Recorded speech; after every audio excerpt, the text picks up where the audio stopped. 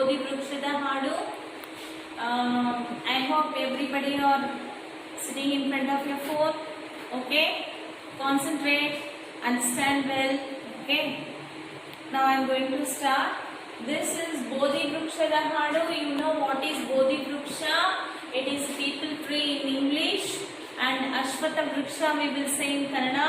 One more name for Bodhi Vriksha is Ashwatha Vriksha, Arali Mara, and this is written by Basavaraja Sabarada. This poem is written by Basavaraja Sabarada. So doctor Basavaraja Sabarada ಅವರು ದಿನಾಂಕ 1954ರಲ್ಲಿ ಜನಿಸಿದರು. ಎಲ್ಲಿ? ಕೊಪ್ಪಳ ಜಿಲ್ಲೆಯ ಕುಕನೂರಿನಲ್ಲಿ ಜನಿಸಿದರು. ಇವರು 1954ರಲ್ಲಿ ಕೊಪ್ಪಳ ಜಿಲ್ಲೆಯ ಕುಕನೂರಿನಲ್ಲಿ ಜನಿಸಿದರು. ಇವರು ಬಸವೇಶ್ವರ ಮತ್ತು ಪುರಂದರದಾಸರು ಒಂದು ಸಾಂಸ್ಕೃತಿಕ ಅಧ್ಯಯನ ಎನ್ನುವ ಪ್ರೌಢ ಪ್ರಬಂಧಕ್ಕೆ PhD ಪದವಿ ಪಡೆದಿದ್ದಾರೆ. ಇವರು PhD ಪದವಿ ಪಡೆದಿದ್ದಾರೆ. ಯಾವುದಕ್ಕೆ ಅಂತ ಹೇಳಿದ್ರೆ, ಒಂದು ಬಸವೇಶ್ವರ ಮತ್ತು ಪುರಂದರದಾಸರ ಒಂದು ಸಾಂಸ್ಕೃತಿಕ ಅಧ್ಯಯನ ಎನ್ನುವ ಪ್ರೌಢ ಪ್ರಬಂಧಕ್ಕೆ. ಪ್ರೌಢ ಪ್ರಬಂಧ ಅಂದ್ರೆ ಏನು?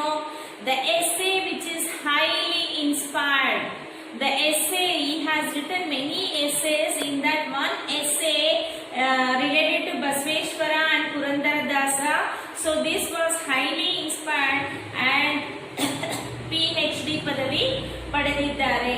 ಇವರು ಅಸ್ಪೃಶ್ಯತಾ ನಿವಾರಣೆ, ಅಸ್ಪೃಶ್ಯತಾ ಅಂದ್ರೆ ಅನ್ಟಚಬಿಲಿಟಿ, ದೇವದಾಸಿ ವಿಮೋಚನಾ, ದಾಸಿ ಸಿಸ್ಟಮ್, ಇದಕ್ಕೆಲ್ಲ ಹೋರಾಟ. He protested against to abolish this untouchability, Dasi system. ಅಂತರ್ಜಾತಿ ವಿವಾಹಗಳಿಗೆ ಪ್ರೋತ್ಸಾಹ. He encouraged intercaste marriages. ದಲಿತ ಬಂಡಾಯ ಚಳುವಳಿಯ ನೇತಾರರಾಗಿ ಹಲವಾರು ಜನಪರ ಹೋರಾಟಗಳಲ್ಲಿ ಭಾಗಿಯಾಗಿದ್ದಾರೆ. So he was one among the religious reformers who fought against for all this. That is against the untouchability, Dasi system, etc. And he encouraged the intercaste marriages. ನನ್ನವರ ಹಾಡು ನನ್ನವರ ಹಾಡು ಹೋರಾಟ, ಮೂಡಲಕ ಕೆಂಪು ಮೂಡಿಯಾನ, 100 ಹನಿಗಳು, ದನಿ ಎತ್ತಿ ಹಾಡೇನ, ಬೆಳದಿಂಗಳು ಬಿಸಿಲಾತು.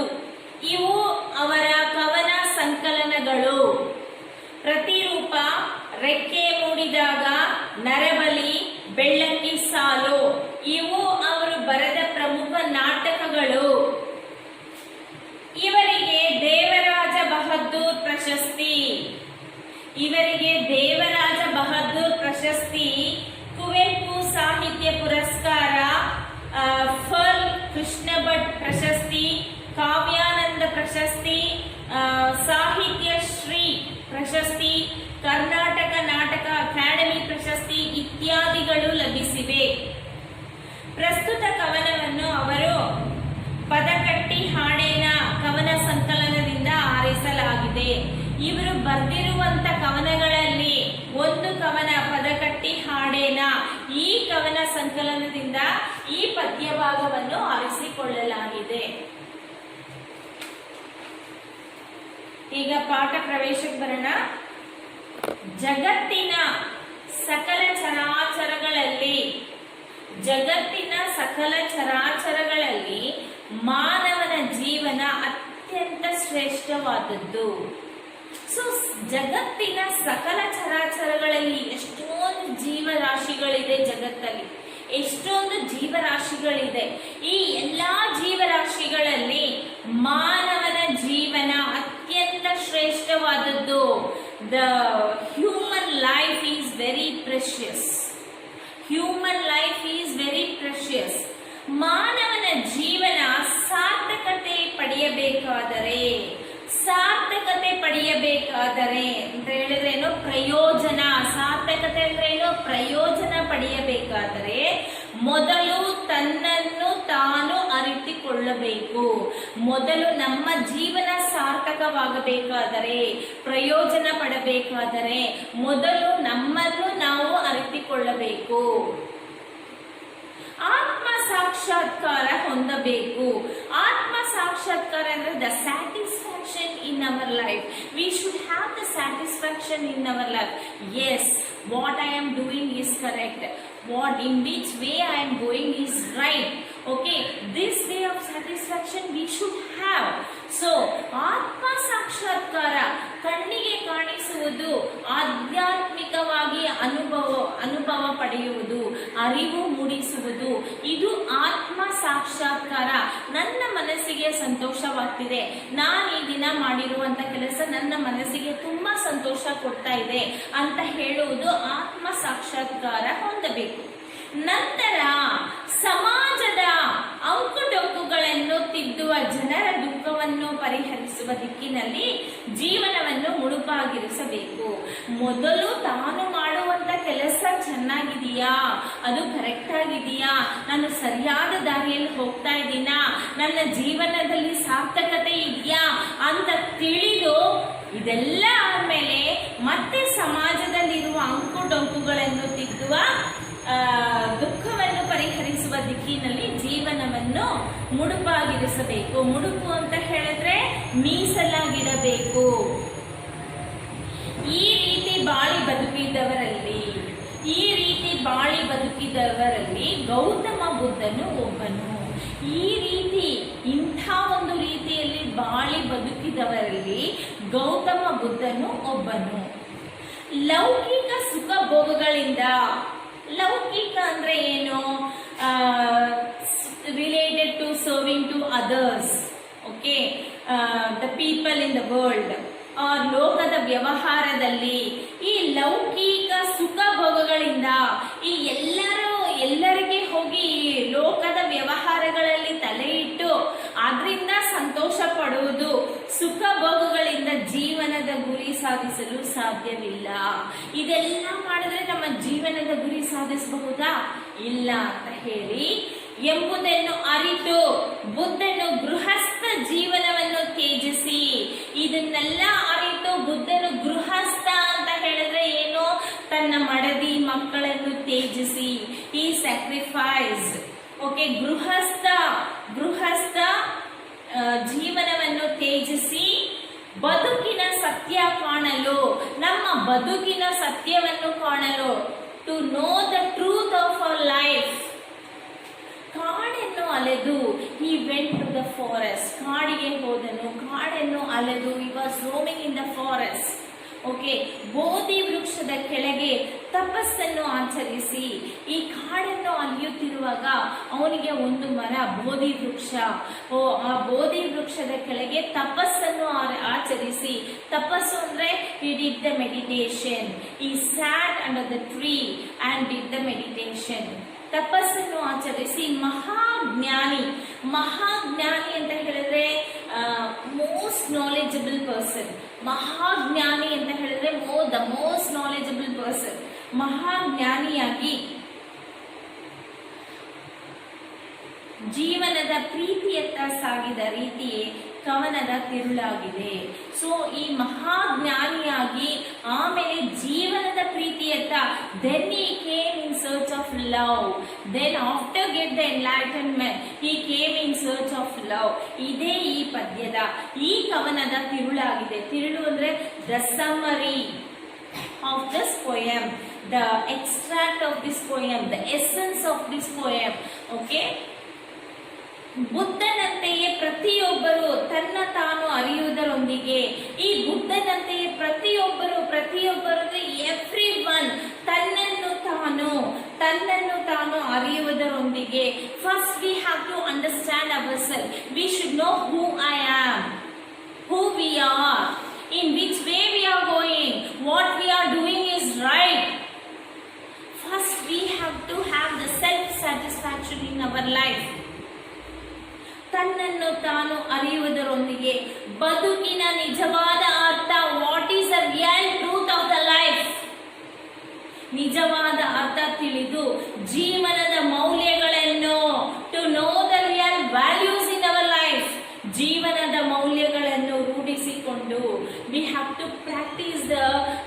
Important values, the values in our life.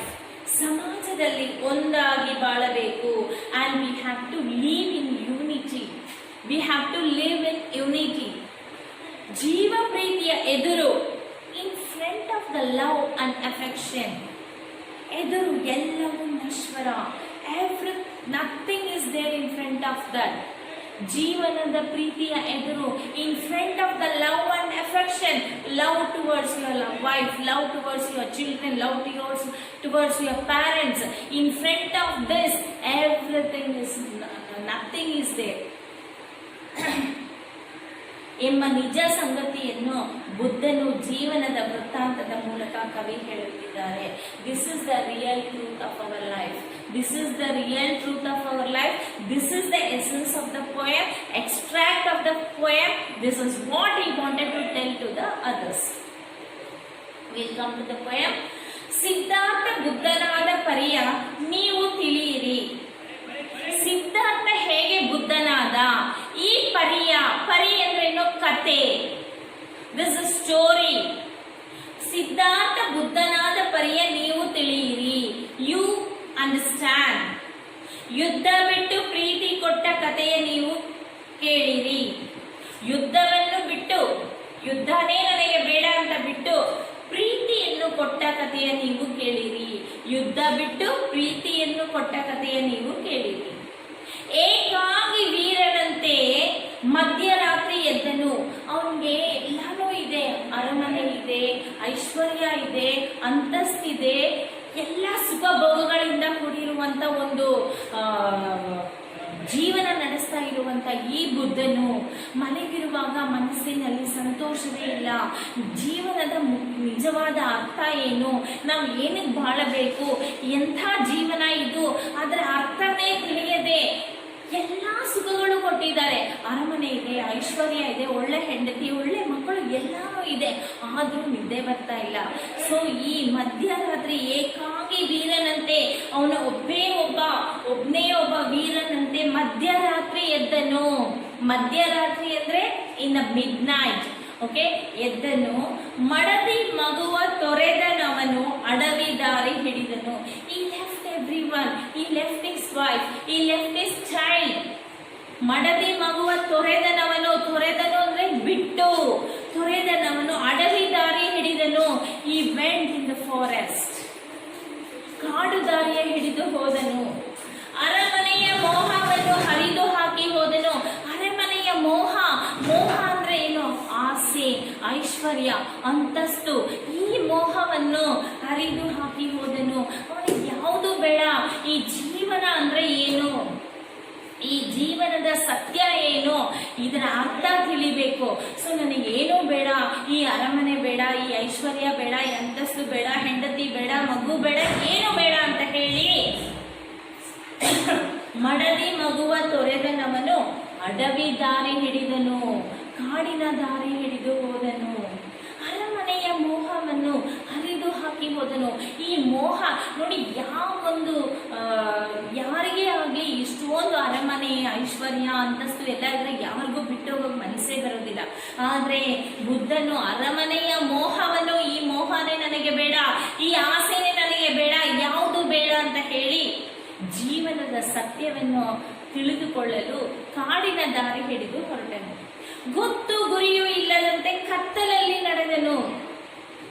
ಮಧ್ಯರಾತ್ರಿ ಎದ್ದು, ಗೊತ್ತು ಗುರಿ ಇಲ್ಲ, ಯಾರೂ ನನಗೆ ಗೊತ್ತಿಲ್ಲ, ಯಾರೂ ಇಲ್ಲ, ಆ ಕಾಡಿನ ದಾರಿಯಲ್ಲಿ ಒಬ್ಬನೇ ನಡೆದು ಹೋಗುತ್ತಿರುವುದನ್ನು ನೋಡಿದನು.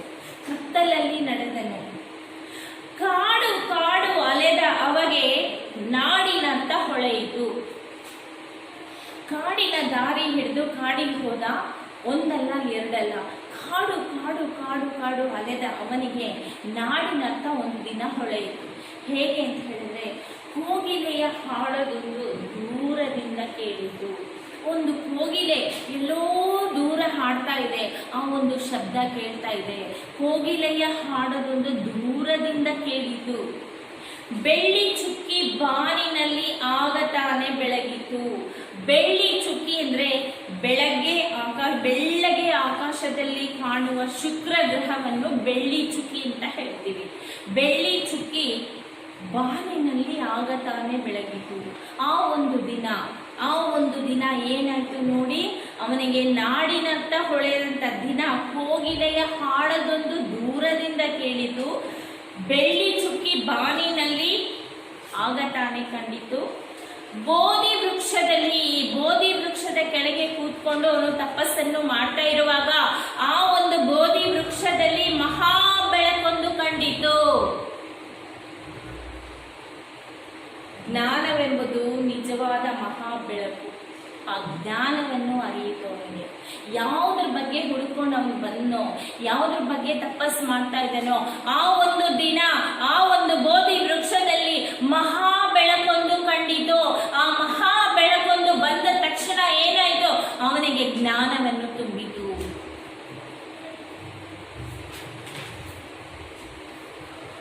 ಮರವ ಅಪ್ಪಿದಂತೆ ಆ ಜ್ಞಾನ ಬಂದ ಕೂಡಲೇ ಅವನು ನೋಡಿರುವಂತ ದೃಶ್ಯಗಳನ್ನು ನೋಡಿ, ಮರವ ಅಪ್ಪಿದಂತೆ ಬಳ್ಳಿ ಹೂವ ಮುಡಿದು ನಕ್ಕಿತು. ಮರವ ಅಪ್ಪಿದಂತೆ ಒಂದು ಬಳ್ಳಿ ಅಂದ್ರೆ ಏನು, one climber, it can't climb alone, so it need some support. ಆ ಒಂದು ಬಳ್ಳಿ ಮರವನ್ನು ಅಪ್ಪಿದಂತೆ, ಮರವನ್ನು ಸುತ್ತಿ ಸುತ್ತಿ ಸುತ್ತಿ ಹೋಗಿ ಹೂವ ಮುಡಿದು ನಕ್ಕಿತು.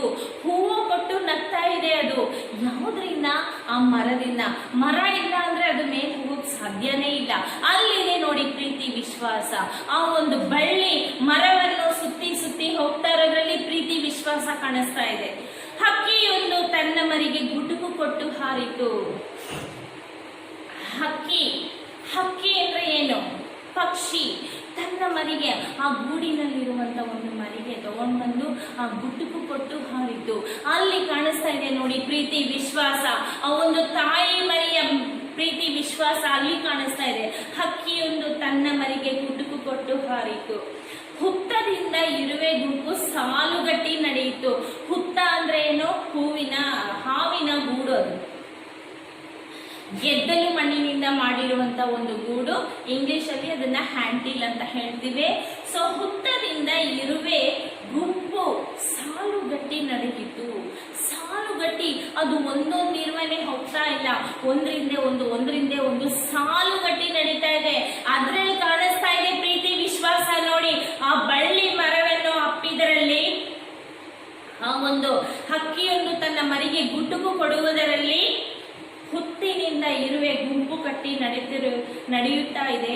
ಬೆಳ್ಳಕ್ಕಿ ಹಿಂಡುಗಟ್ಟಿ ಬಾಣಿಗೇಣಿಗಾರಿತು. ಬಾಣಿಗೇಣಿ ಹಾಕಿತು ಅಂದ್ರೆ ಏನು, ಬೆಳ್ಳಕ್ಕಿ. ಸಂಜೆ ಹೊತ್ತು ನೋಡಿ ಆಕಾಶಕ್ಕೆ ಈ ಹಕ್ಕಿಗಳು ಹಾಕ್ತಾ ಇರುತ್ತೆ. ಹಾಗೆ ಒಂದರಿಂದ ಒಂದು ಏಣಿ, ಬಾಣಿಗೆ ಹೇಣಿ ಹಾಕಿದಂತೆ ಹಾರ್ತಾ ಇದೆ. ಕಾಡು ತುಂಬಾ ಪ್ರೀತಿ ಹೊಳೆಯು ಕೋಡಿಯಂತೆ ಹರಿಯಿತು.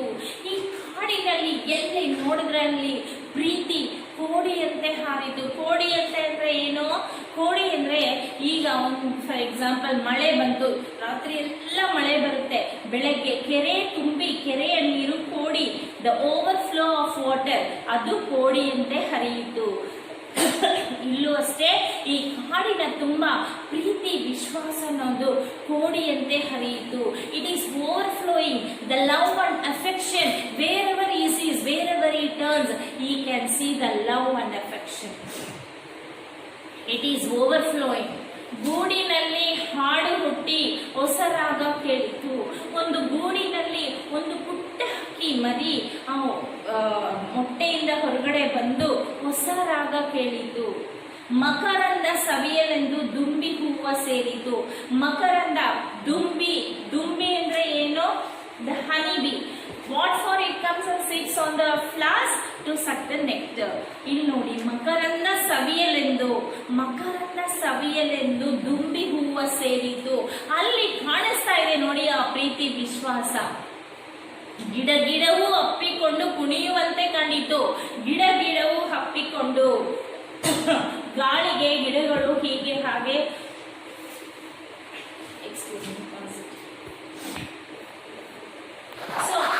ಗಿಡವು ಅಪ್ಪಿಕೊಂಡು ಕುಣಿಯುವಂತೆ ಕಂಡಿತು.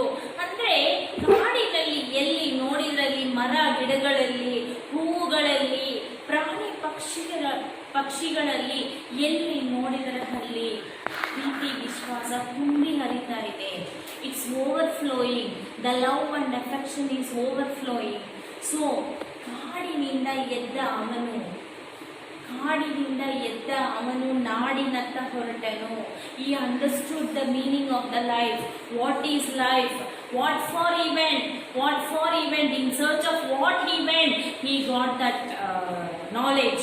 So he is coming back. ಕಾಡಿನಿಂದ ಎದ್ದ ಅವನು ನಾಡಿನತ್ತ ಹೊರಟನು. ಪ್ರೀತಿಯನ್ನು ಹುಡುಕಿಕೊಂಡು ಜನರ ಕಡೆಗೆ ಬಂದನು. ಈ ಪ್ರೀತಿನೇ ಇಲ್ಲ ಅಂತ ಹೇಳಿ ತ್ಯಜಿಸಿ he sacrificed everything and he went to the forest. ಕಾಡಿನತ್ತ ಹೊರಟವನು ಈಗ ಅದೇ ಪ್ರೀತಿಯನ್ನು ಹುಡುಕಿಕೊಂಡು ಜನರ ಕಡೆಗೆ ಬಂದನು. ತಪಸ್ಸಿಗಿಂತ ಜೀವ ಪ್ರೀತಿ ದೊಡ್ಡದೆಂದು ತಿಳಿದನು. ಈ ತಪಸ್ಸಿಗಿಂತ ಜೀವನದ ಪ್ರೀತಿನೇ ದೊಡ್ಡದು ಅಂತ ತಿಳಿದನು. ಬದುಕಿನ ಗೂಢಾರ್ಥ ಅಂದ್ರೆ ಅದರ ರಹಸ್ಯ, ಬದುಕಿನ ರಹಸ್ಯ ಒಳ ಅರ್ಥವನ್ನು ಅರಿತು ಬುದ್ಧನಾಗಿ ಬಂದನು. ಈ ಬದುಕಿನ ಅರ್ಥವನ್ನು ಅರಿತು ರಹಸ್ಯವನ್ನು ಅರಿತು ಬುದ್ಧನಾಗಿ ಬಂದನು. ಮಕ್ಕಳೇ, ಈ ಪದ್ಯವನ್ನು ನಿಮ್ಗೆ ಅರ್ಥ ಆಗಿದೆ ಅನ್ಸುತ್ತೆ. ಈ ಪದ್ಯದ ತಿರುಳು ನಿಮಗೆಲ್ಲ ಅರ್ಥ ಆಗಿದೆ. ಈ ಪದ್ಯದ ಮೊದಲನೇ ಮತ್ತು ಎರಡನೇ ಕಂಠದಲ್ಲಿ ಇರುವಂತ ಈ ಪದ್ಯ ಭಾಗವನ್ನು ನೀವು ಕಂಠಪಾಠ ಮಾಡಬೇಕು. So there is the first and second stanza there is for memorization. You have to memorize these two stanzas. Okay, I'll be sending the notes. I hope you would have written the notes, no? This second poems, Bodhi Vrukshada Hadu, and you will be having the notes also. Learn well, keep in touch with your books. Okay, exams are nearing for you. Read well, write and practice. And I hope if you have not understood, please replay this video and again you sit and see, understand the essence of this poem, summary of this poem. When you can write the answers by your own also, children. Okay, and ask your sisters or brothers, if they have not done the admission, ask them to come and pay the admission fees and collect their books. Whatever the teachers are doing the online classes, they are giving the work also. Let them write in their classes directly and let them do the homework also. Okay, don't go out, be safe, be home, be safe. I'll meet you in the next class. Until then, goodbye from Pushpanima. Thank you.